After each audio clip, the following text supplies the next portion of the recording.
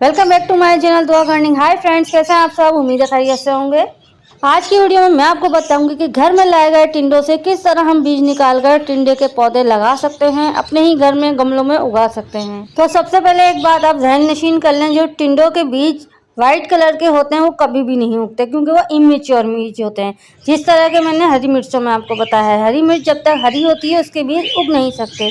बिलफर्ज पौधा उग भी गया तो वो कभी भी बड़ा होकर फल नहीं दे सकेगा, वो एक कच्चा पौधा बनेगा। तो टिंडों के बीज जो काले हो जाएं, आप उन्हीं बीजों को डायरेक्ट ज़मीन में उगा दें। ज़मीन में नहीं है, गमले में है, गमलों में उगा दें। कुछ नहीं है तो प्लास्टिक की थैलियों में मट्टी भर के आप उसमें भी बीज लगा सकते हैं, उसमें भी आराम से पौधा बन सकता है। सबसे पहले बात करते हैं मिट्टी की, कि इसको किस मिट्टी में उगाया जाए। तो हर तरह की मिट्टी में आराम से उग सकता है, सिर्फ पानी का ध्यान रखना है। स्पेशली इसकी मिट्टी में आप रेत शामिल करें या फिर जो बालू मिट्टी आती है वो आप इसमें ऐड करें। इसके अलावा इसको फर्टिलाइज़र में आप जब इसको बीज लगा रहे हैं तब तो किसी किस्म के फर्टिलाइज़र की ज़रूरत नहीं, क्योंकि बीज में अपना खुद की खाद मौजूद होती है उसको उगने में मदद देने के लिए। हर बीज में ये नेचुरल प्रोसीजर होता है।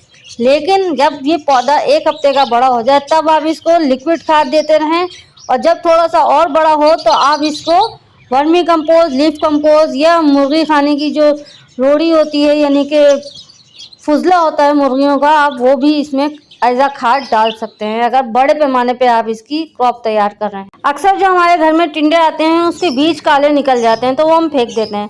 तो ये जो बीज हम फेंक देते हैं ये ग्रो करने के लिए बेस्ट बीज होते हैं, यानी कि इन्हीं से पौधे बनते हैं और उनमें से फल लगकर दोबारा टिंडे बन जाएंगे। तो यही बीज आप लगाएं अपने गमलों में तो आपको अच्छा रिजल्ट मिल सकता है, वरना आप बाजार से या बीज भंडार से भी जाके बीज इसके खरीद सकते हैं। आमतौर पर टिंडे दो किस्म के हम अपनी मार्केट्स में देखते हैं, यानी कि एक देसी टिंडा जो कि आम टिंडा होता है और एक पंजाबी टिंडा। इन दोनों टिंडों के पौधों में भी बहुत फ़र्क है, यानी कि देसी टिंडे के पौधे जो होते हैं वो बेलनुमा पौधा होता है और जो पंजाबी टिंडे का पौधा होता है वो एक झाड़नुमा पौधा होता है, यानी कि जिस तरह भिंडी का पौधा होता है। तो इसकी केयर दोनों की सेम है, लेकिन पंजाबी टिंडे के ऊपर बहुत ज़्यादा कीड़े मकोड़ा अटैक करते हैं और बहुत तेज़ी से वो ख़राब हो जाता है, यानी एक ही दफ़ा में फल दे के वो ख़राब हो जाता है। जबकि हमारा देसी टिंडा जो होता है वो 3 से 4 दफ़ा आपको फल दे सकता है अगर आप उसकी अच्छी केयर करें। मिट्टी की बात की जाए तो इसकी मिट्टी में आपको 50% बालू मिट्टी, 30% रेत और 20% काउडम कंपोज या वर्मी कंपोज आप इसमें ले सकते हैं, बहुत ही अच्छा रिजल्ट आता है। चूँकि ये एक बेल वाला, एक फल वाला पौधा है, फल देने वाले पौधे का थंब रूल ये होता है कि इसको बार बार फर्टिलाइज किया जाता है, यानी कि इसमें बार बार खाद दी जाती है। फल देने वाले पौधों को आप हफ्ते में एक दफ़ा या 15 दिन में एक दफ़ा नेचुरली खाद दें। अगर DAP, NPK वगैरह के चक्कर में आप पड़ेंगे तो मंथली आपको खाद देनी होगी। ऑर्गेनिकली लेकर चलना है तो आप इसको काउडम कंपोस्ट, वर्मी कंपोस्ट या फिर लीफ कंपोस्ट या किचन वेस्ट कंपोस्ट, ये 4 कंपोस्ट ऐसी हैं, ये 4 फर्टिलाइज़र ऐसे हैं जो आप इसको हफ्ते में एक दफ़ा दे सकते हैं। यानी हर हफ्ते बदल बदल कर आप इसको फर्टिलाइज़ करें। अगर एक ही फर्टिलाइज़र के ऊपर, एक ही खाद के ऊपर रखेंगे तो इतना ज़्यादा अच्छा रिजल्ट हमें नहीं मिलेगा। सबसे इम्पॉर्टेंट, सबसे ध्यान देने वाली बात यह है कि आप इसमें पानी कितना लगा रहे हैं। टिंडे की बेल को, टिंडे के पौधे को, कोई सा भी पौधा हो, आप इसको पानी जब भी लगाएं जब इसके ऊपर की 2 इंच की मिट्टी खुश्क हो जाए। जब आपका पौधा एक हफ्ते का बड़ा हो जाए या छोटी स्टेज में आप इसको कम कम पानी दें, इतना पानी ना दें कि मिट्टी गीली हो और दोबारा से पानी लगा दिया तो इसकी जड़ें जो हैं बहुत ही जल्दी गल सड़ जाती हैं, पौधा बहुत जल्दी स्ट्रेस में आके मर जाता है। टिंडे की फसल हमेशा खुश्क तरीके की मिट्टी में लगती है। सन रिक्वायरमेंट की बात की जाए तो इसको 4 से 6 घंटे की धूप आप इसको प्रोवाइड करें ताकि ये अच्छे फल आपको दे सके, क्योंकि ये एक फल और फूल वाला पौधा है तो इसको ज़्यादा से ज़्यादा सन की ज़रूरत है। लेकिन जो जून जुलाई की धूप होती है वो बहुत ही कड़क धूप होती है, तो उसमें इसके पत्ते सनबर्न होना शुरू हो जाते हैं, इसकी फसल हमारी ख़राब होना शुरू हो जाती है। उस टाइम थोड़ा सा आप इस पौधे के ऊपर शेड मुहैया कर दें, यानी किसी तरह का छपरा या छप्पर डाल दें ताकि ये धूप की शिद्दत की वजह से इसके पत्ते जो है वो झुलस ना जाएं। अब बात करते हैं कौन से सीज़न में या कौन से मंथ में इसको लगाना चाहिए। तो इसके लिए बेस्ट फरवरी मार्च का मंथ है। इसके अलावा अगस्त सितंबर में आप इसकी सीडलिंग कर सकते हैं, साल में 2 दफ़ा इसकी सीडलिंग की जा सकती है। अगर आप टेरेस गार्डनिंग करते हैं तो ये आप देख सकते हैं, ये चिड़ियाएँ जो हैं इसके बीज जो हैं वो खा के चली जाती हैं और छिलका वहीं छोड़ देती हैं। तो जब भी आप सीडलिंग करें اور آپ دیکھ سکتے ہیں کہ چڑیاں کتنی شوق سے بیج اس کے کھا رہی ہیں نکال کر. اسی لیے میں ایک گملے میں نہیں لگاتی کبھی بھی کوئی بھی بیج.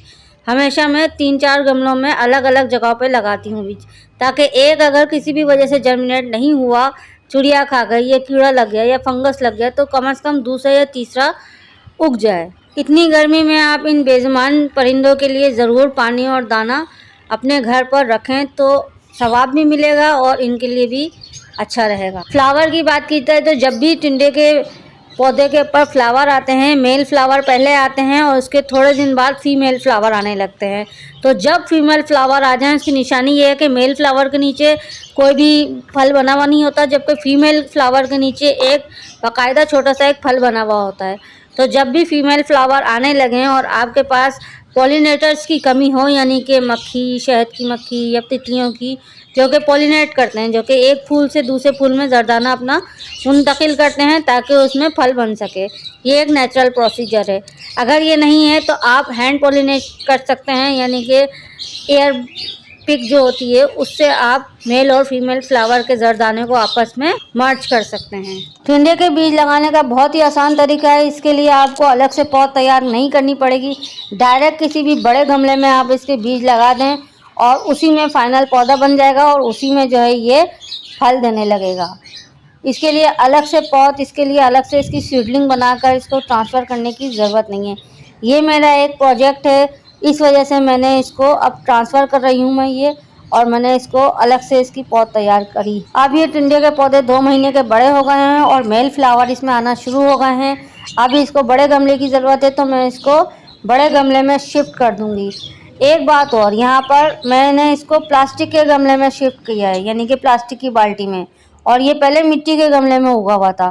تو اب مجھے پانی کا خیال بہت رکھنا ہے، کیونکہ پلاسٹک کے گملوں میں پانی اتنی جلدی وائپوریٹ نہیں ہوتا ہے، اتنی جلدی خشک نہیں ہوتا جتنا کہ مٹی کے گملے میں ہوتا ہے.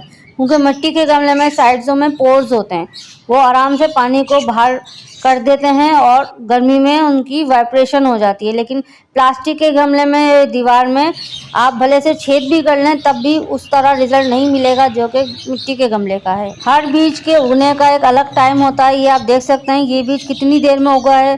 جب اس کے سارے پودے 2 مہینے کے بڑے ہو گئے، یہ اب اگا ہے، تو اس کو میں الگ گملے میں شفٹ کر دوں گی.